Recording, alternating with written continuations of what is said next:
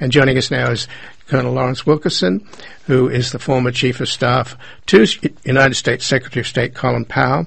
In 2005, he went public with his knowledge that Vice President Cheney had provided the guidance that led to America's torture disgrace at Guantanamo, Abu Ghraib, and elsewhere. He currently teaches courses at the College of William and Mary and George Washington University, and he has an article at the American Conservative, Gina Haspel and How Torture Deceived Us into Iraq. Welcome to Background Briefing, Lawrence Wilkerson. Good to be with you, Ian. Well, thank you, Colonel Wilkerson. And obviously I want to talk about your article on Gina Haspel, who tested me today. I'd like to discuss with you. But let's start with what happened yesterday. In my opening, I'm expressing my own puzzlement as why would you, there's an old expression, if it ain't broke, don't fix it. What's your understanding of why this happened? I think the German foreign minister several weeks ago summed it up quite well. He said, this is not based on international policy, security, foreign or otherwise. It's based on domestic needs. I think he's right. I think Trump made a promise to his base, and that base now got the promise fulfilled. So there may be other reasons, too. You intimated a couple that President Trump wants to reverse anything that President Obama did. I think that's a valid observation. But I think the German foreign minister is right. This is strictly based on domestic political concerns, and those concerns are Trump's base and keeping them titillated, more or less. Right, but all politicians make promises during campaigns, and the more exaggerated ones they quickly abandon. That's reality. I mean, building a wall and getting Mexico to pay for it. Yeah, but most politicians, particularly those elected to the White House, have a mandate. They have a majority of the American people on their side. Donald Trump has never had that. So he's got to be very careful with the 40, 41, 42, 35, whatever it is on any given day percent of America that actually voted for him. He's got to keep every single one of them in his camp. So living up to his campaign promises is more important for him than it would be for, say, a president who'd gotten a rather large political mandate to rule. He didn't. Hillary Clinton won the popular vote. So, in other words, we have a tyranny of the minority. Yeah, absolutely. Something that the founders talked about, something that de Tocqueville talked about, something that we talk about in my seminars. What does it mean to have special interests running this country? Because that is precisely what we have. Well, do we have special interests in the sense that foreign policy has not normally been dictated by plutocratic donors, but you've got the Koch brothers, backers of Mike Pompeo, and then you've got the neocon and pro-Israel AIPAC people, particularly the casino owner Sheldon Adelson, who apparently pushed for John Bolton to get the job, as he is now right at President Trump's right hand as the national security advisor. So, is that a campaign promise fulfilled? In other words, the powerful plutocrats picking their important positions? Well, you're talking about two different issues here. When you're talking about the oligarchs of this country and you're talking about Donald Trump's domestic base, they're two entirely different issues. In fact, they're different people. I think what we're looking at here, more clearly than anything else, though, given the German foreign minister's comment and the fact that I think that's correct with regard to the president, you're looking at people arrayed around the president, some of whom you've just mentioned, that have different agendas. And with this president, as with my president in 2002 and 3, George W. Bush, they have a rank amateur.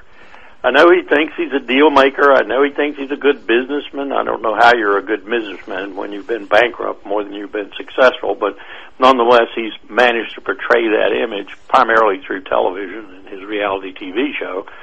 But when you have a president who is so unsteeped in anything with regard to foreign or security policy, then the people around him become awfully important. People like Nikki Haley at the UN, people like John Bolton as National Security Advisor, people like Jim Mattis and John Kelly, they become very important people. So what you have right now is you have a confluence of personalities directing U.S. policy, and the most powerful personality of all is not even an American. It's Bibi Netanyahu. And the prospect of a unanimity on the American domestic political scene with regard to Israel is quite high. Most Americans, for example, don't even know. I've been in all 50 states in the past 6-7 years. I was in 12 states in the last month or so. Not a single solitary American whom I asked the question knew that we now, very carefully and secretly, have stood up a U.S. military base in Israel. This is something that the military, during my entire 31 years in service, vehemently recommended against. The political authority in this country, president after president, agreed that we would never put a U.S. military base in Israel. It's untenable. You've got hundreds of millions of Arabs and others who are opposed to Israel surrounding Israel. You would never put a U.S. military base in Israel. Only in extremis would you even land U.S. troops in Israel. So we've just put a base in Israel, a base with the stars and stripes flying over it. Why did we do that? And why did we do it so secretly that no Americans know about it? Well, we did it because when those Hezbollah rockets rain in on Israel now, one or two of them are probably going to hit our base. And if they don't hit our base, someone will make sure they hit our base. And then the president will turn to the Congress and he will say, we have had troops on the ground in Israel struck by Iran or by Hezbollah or by Hamas or by Syria or whomever we want to fight that day. And then we'll be sucked in because no U.S. president will be unable to get the Congress to overwhelmingly approve a reaction if we're hit, and we're hit in Israel. So this is all happening, and no one's paying any attention. And I'm not even sure Donald Trump is paying any attention. And again, I'm speaking with Colonel Lawrence Wilkerson, who is the former Chief of Staff to the United States Secretary of State Colin Powell, who went public in 2005 with his knowledge that President Cheney had provided the guidance that led to the American torture disgrace at Guantanamo, Abu Ghraib, and elsewhere. He currently teaches courses at the College of William and Mary and George Washington University, and he has an article at the American Conservative, Gina Haspel, and How Torture Deceived Us into Iraq. So now we're talking about the tail of the dog, wagging the dog, in the sense that we already we had a rocket exchange on Tuesday night. The Israelis rained rockets down on an Iranian IRGC base just south of Damascus, and now 20 or so Iranian rockets have rained down on the Golan Heights. And I imagine what you're saying is that the U.S. military are somewhere in that neighborhood. But in my opening, I made the suggestion, and I find it extraordinary that we could ever get to a situation. We know how much Bibi Netanyahu wants a war with Iran. We know how much John Bolton does. I don't know about Pompeo, and I certainly assume that the only adult in the room there is Mattis. But on the Israeli side, on the Saudi side, MBS, soon to be the king, the boy king, if you will. He's made it really clear. He's equated the Iranian regime to Adolf Hitler. So they would both... Is this what's going on, that they're basically going to gin up a war or trip into a war or blunder into a war, drag us in and have our boys and girls fight for Netanyahu and MBS? I think you've struck something there. I think you've struck gold. The saying in the military right now, in the ranks, is that the Saudis are willing to defend their kingdom and to fight Iran to the last dead American. I think that's pretty appropriate because that's essentially what it is. I don't think Israel is in that desperate a situation, but let's look at Israel for a few minutes. They are competent militarily. They are probably the best military in the region, but they don't have a power projection capability, so their taking on Iran would be extremely difficult. They'd either have to move armored forces with artillery and other supporting arms through Syria and thus subject themselves to all kinds of flanking attacks from Hamas and Hezbollah and the Quds Force, the IRGC, and others, or they would have to go by air, and that would be almost prohibitive for them because they just don't have enough air. So Israel, in this case, can't bring its military might to bear against Iran. The only way you can do that is with the U.S. leading the way. So you have on both sides people who want to fight Iran and want to use the United States to do so. But why fight Iran when that government is teetering in terms of its own constituents, the young, the women? Excellent question. I mean, Iraq was bad.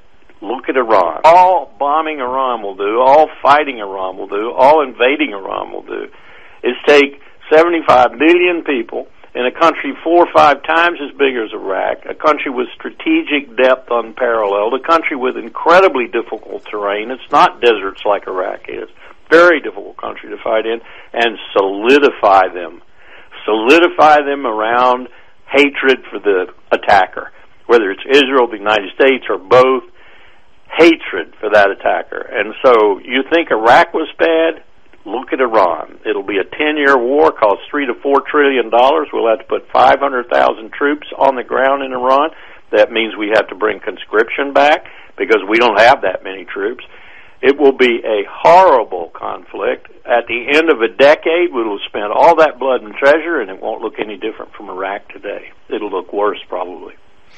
But they have apparently pre-positioned lots of rockets on the northern tier of the Gulf, and they are all aimed at Abqaiq and all of the Saudi oil facilities. So, and we know how volatile the situation is in the Straits of Hormuz. A couple of those speedboats of the IRGC could, even Trump himself warned them not to get near our beautiful warships. There's all kinds of triggers there. Even if the U.S. and Iran don't really want a war, we're in a situation where the Houthi proxies could, one of their missiles could get through and kill a bunch of Saudis. Eric Prince, the mercenary army, he's there in the Gulf. God knows what mischief he could get up to. Is that really the problem here? Even if the dire scenario that you just laid out doesn't happen, there are so many triggers in that volatile region that something could happen that really the U.S. and Iran may not want, even if Netanyahu and MBS want it. No, that's very true. The proximity of naval forces alone is concerning, especially when we don't really have a serious incident at sea agreement like we had with the Soviets, for example, during the duration of the Cold War. But here's the reality of the situation so long as the United States doesn't try to affect regime change. Iran cannot project power in any significant sort of way. The United States could clear the Strait of Hormuz in a matter of 48 hours. The United States could clear the Persian Gulf, could clear the northern Sea of Oman. Indeed, everything around there that's strategic, whether it's Ras Tanura and its 6 million barrel per day production capacity or whatever, the United States could secure from offshore. It would not need to put major forces on the ground. That means that, as we did in Operation Praying Mantis and Operation Earnest Will in 1988, we could attack Iran with air power, and primarily air power from carrier battle groups in the northern Oman Sea, and we could do whatever damage we wanted to do that would be defensive. And I emphasize that, defensive. That is to say, it would keep them from doing anything to the oil network in Saudi Arabia, anything to the strait or mining the sea or whatever. We could do that. But the moment we put our foot on shore and we go into the offense and we solidify those 75 million people in that country, we're in a different war. We're in a different context. And they have the advantage in that context, whether it's asymmetric responses, guerrilla warfare, or whatever. They have the advantage. They can wreak havoc on us. So that's the reason for half a century our strategy was one of offshore balancing. We didn't put forces on the ground. We kept them at sea, and when we needed to do something, we did it, as we did in the first Gulf War, for example. The change in what we're doing now is seriously inhibiting us. It's not leaving us any flexibility. We're committed when we do the kinds of things we've done. Look at the fleet headquarters we have in Bahrain. It's the largest fleet headquarters in the U.S. Navy. Look at the Al Udeid Air Base we have in Qatar. It's the largest air base in the world. Look at the one we have in I shouldn't say the 7 bases we have in Saudi Arabia. Look at the logistics facilities we have in Kuwait and everything. We have invested heavily in that region now. We probably have 50,000 troops there right now. We don't have that many troops in our armed forces anymore. They're very small. The all-volunteer force is having extraordinary recruiting problems. We can't even recruit to the levels that Trump wants to with regard to the Navy, the Air Force, and the Army. So this is not a good thing for us to be doing, committing major forces on the ground in this region, whether it's in Iran, Syria, or wherever. So as long as we stay offshore, as long as we do things that are defensive, that is to say, defending our right to the oil, defending our Saudi Arabia's right to its oil, and so forth and so on, we're in pretty safe ground. But the moment we start trying to change regimes and to put major forces on the ground in order to do that, we're in trouble. Well, but back to the fact that this regime is deeply unpopular with its own people, that the young, the educated, the urban, and the women are opposed to it. They've just shut down social media. Kids are furious. They're taking to the streets. The Iranian population recently found out how much money the government, the hardliners, the IRGC Quds, and the supreme leader are spending on Hezbollah and in Syria. They're furious. They want to be taken care of. Their economy's stalled. The investment hasn't come in. You're describing everything that is ripe for revolution. Exactly. An internal revolution, one that the United States should keep its dirty, filthy hands off of, and allow the Iranian people to effect, and allow the Iranian people to change that government in Tehran. Right, and the stupidest thing we could do is undercut the moderate leadership, empower the hardliners, and hang the young, hopeful Iranians out to dry. Yep. And the moment we bomb them or attack them, those young Iranians will change their mind about us. Sure. Well, just in the last minute, because I did mention your article, Gina Haspel, and how torture deceived us into Iraq. Is there a quick couple of minute summary you can give on the article? Gina Haspel is the absolutely wrong person to put in charge of the CIA. The first reason is a bureaucratic reason. You never want to put someone in charge of the Central Intelligence Agency who has been in its bowels, so to speak, for 33 years, let alone in its covert operations. She's not an analyst. She's a covert operator. She talks people into betraying their own country for money or worse. That's what her whole career has been. You never want to put someone like that in charge of the CIA. The second thing is she lied. The third thing is she destroyed evidence. And the fourth thing she did was, we punished the Nazis at Nuremberg for using the defense of I was just following orders. She even sort of intimated that today in her hearing, that she was following orders. She was following orders. She did this, she did that. She was following orders. That's not a defense when you're breaking the law. And she was breaking the law. The people involved in the torture program, let me say it as forcefully as I can, were breaking the law.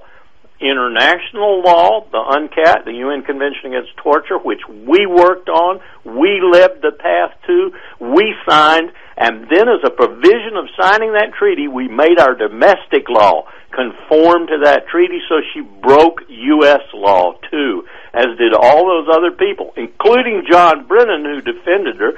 John Brennan was up to this to his neck. And one of the things I'll accuse President Obama of doing that was absolutely stupid was making John Brennan the director of the CIA. And making Gina Haspel the director would be even worse than that. So those are the reasons I oppose her. Well, Lawrence Wilkerson, I thank you very much for joining us here today. Surely. Thank you. Thank you again. I've been speaking with Lawrence Wilkerson, who is a retired United States Army colonel and former Chief of Staff to United States Secretary of State Colin Powell. In 2005, he went public with his knowledge that Vice President Cheney had provided the guidance that led to America's torture disgrace at Guantanamo, Abu Ghraib, and elsewhere. He currently teaches courses at the College of William and Mary and George Washington University, and he has an article at the American Conservative, Gina Haspel, and How Torture Deceived Us into Iraq. We're going to take a brief station break.